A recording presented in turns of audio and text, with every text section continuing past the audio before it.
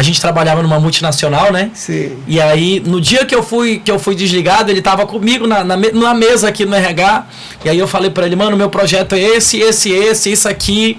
E aí ele falou, poxa, mano, eu queria muito ter essa coragem, ó, mas vai lá, vai dar certo e tal.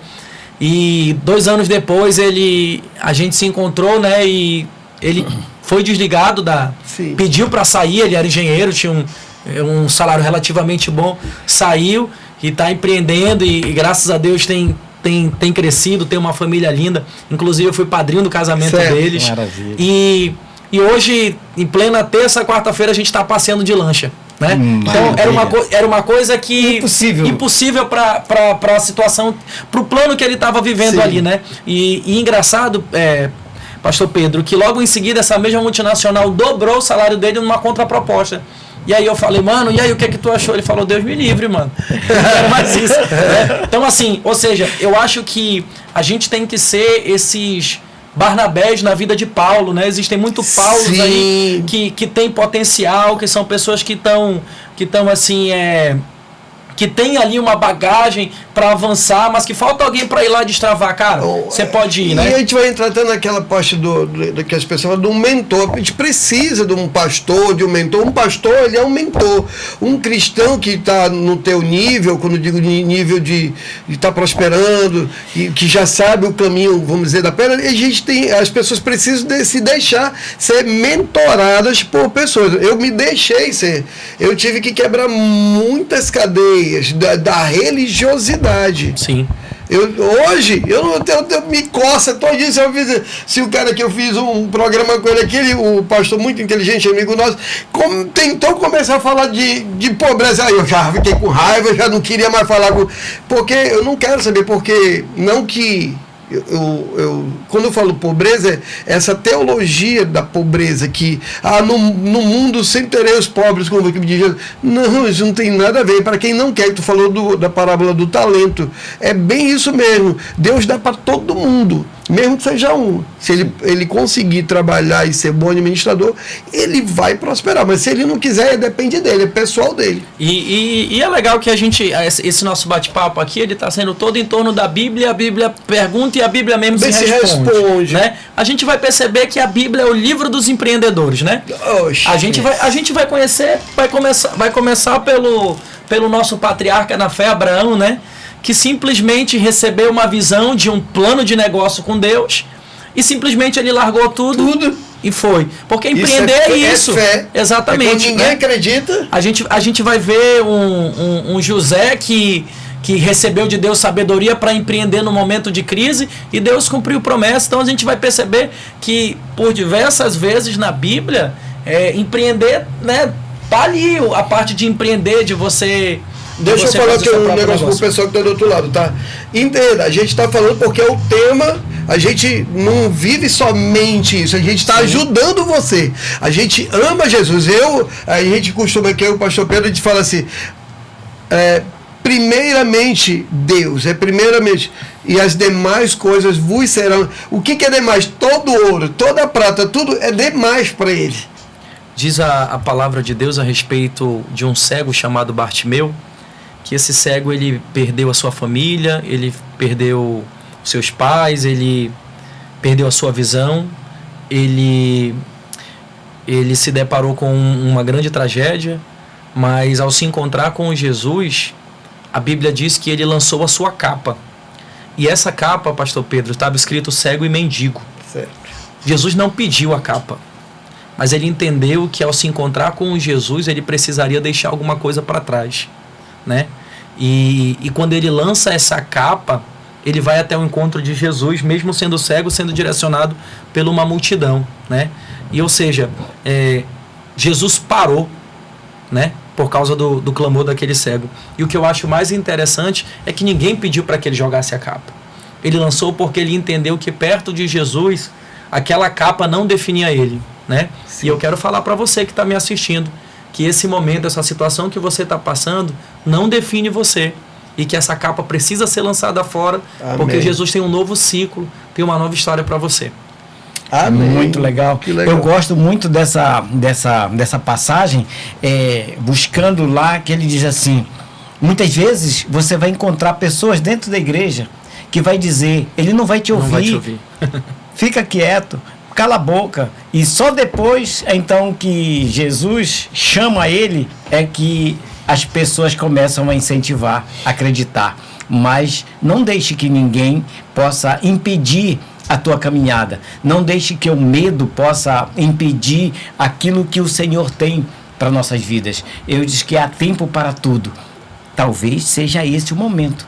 Seja esse o seu tempo de deixar a capa, de te desprender da segurança, entre aspas, para que você seja livre, para que você possa verdadeiramente seguir no caminho do Senhor da glória. Isso é muito importante para nós, porque é libertador. É como você falou do seu amigo lá. Quando que tu vai? Dobrou o salário, tu vai voltar para lá? Não, aprisionado jamais. Entendeu? Então, quer dizer, eu vendo resultados, eu não vendo tempo. Eu vendo o meu resultado. Eu entrego o resultado.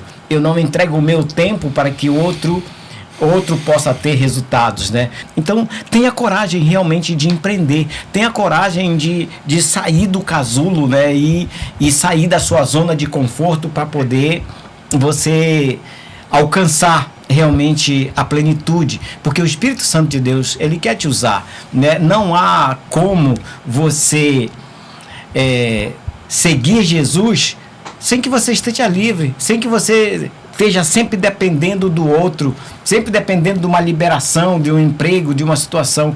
Não, tenha coragem, porque o Senhor tem algo para você. Eu sei que há tempo para tudo.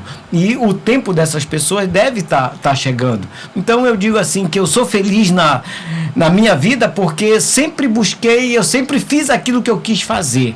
Então isso me dá alegria. E por poder estar livre e fazer aquilo que agrada ao coração de Deus. Então, sempre estar feliz.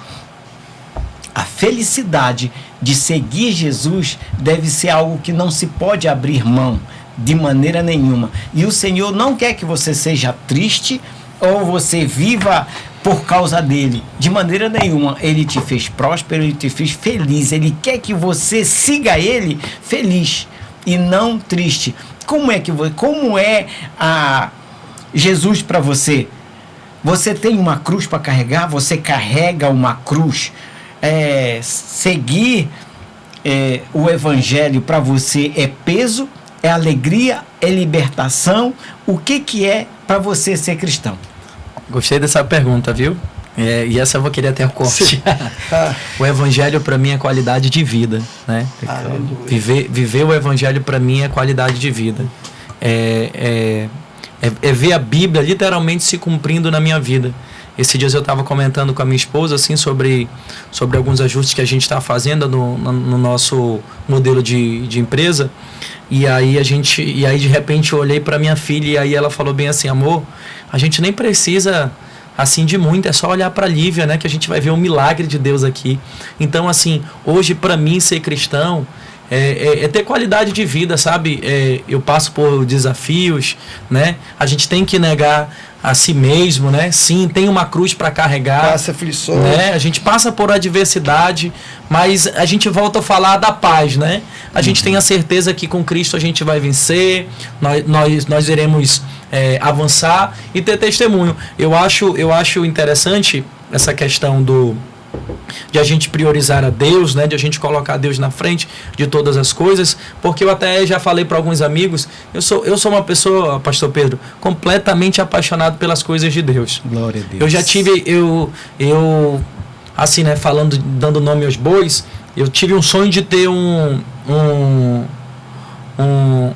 Honda Civic, né, que parecia um carro do Batman. E eu trabalhei para comprar esse carro e eu comprei. E foi maravilhoso, né? Esse sentimento de merecimento, de conquista, né? Todo mundo dizia pra mim, já me conhecia pelo carro que eu andava, né? Sim. Rapaz, eu vi teu carro em tal lugar, sabe? E isso é legal, né? Isso alegra o nosso coração, isso nos dá um sentimento de realização. Sim. Mas assim, nada se compara à sensação de você aconselhar uma família, de você ver essa família casando, de você ver o propósito prosperando, o propósito se cumprir. Então, assim, eu falo aqui para todos que estão me assistindo. Deus me deu o privilégio de obter algumas conquistas aqui da terra, né? Mas nada se compara, nada. Eu falo com toda certeza isso, né? Às vezes eu até brinco com a minha mulher que eu digo assim, eu sou o tipo de pessoa que Deus não me deixou ser fraco, né? Quando eu digo assim, assim, hoje eu vou ser fraco, alguém me liga numa situação pior do que a minha, e aí eu tenho que esquecer a minha para cuidar, né? Então, assim, hoje a minha maior qualidade, a minha maior virtude, sem dúvida, é ser alguém apaixonado pela obra de Deus. E sim, sem dúvida nenhuma, a minha maior realização é cumprir o meu propósito em Deus. A prosperidade, o carro, a casa, as viagens, enfim, isso é um mero, posso dizer até que uma recompensa do céu. Sim. Né? Eu lembro que quando eu era bem jovem, né? Meu pai está até assistindo, por diversas vezes a minha família me confrontava muito. Olha, tu tem que estudar, porque pregar não enche barriga, né? Sabe? E por diversas vezes eu negligenciava isso, e hoje, com a maturidade que eu tenho, eles não estavam errados, né? Sim. Eu acho que dava para estudar e pregar, né? Sim. Com certeza. E assim, mas naquele momento a gente não tinha maturidade, jovem, né? Eu só quis pregar e, na verdade, tinha até minha família por inimigo, né? Não, vocês, né? E hoje não, hoje eu entendo que realmente seria o mesmo conselho que eu vou dar à minha filha, né? Faça a obra, busque, né? Mas se qualifique, né? Procure ser excelente na área que você quer atuar, porque você também vai glorificar o nome de Deus. Sim. Através da sua vida profissional. Verdade. Então, assim, hoje, para mim, eu digo assim, recentemente eu sofri uma grande perda, né? Perdi minha mãe, sim, né? E alguém perguntou para mim assim, Henrique, e agora? Eu falei, e agora eu vou continuar sendo crente. Agora eu vou continuar pregando, né? Porque esse era o desejo dela. E para onde eu vou, né? Não tem, não existe, né? Hoje eu sou uma pessoa completamente paz e com a convicção de que servir Jesus é uma honra, é um privilégio, né? Amém. Independente das adversidades.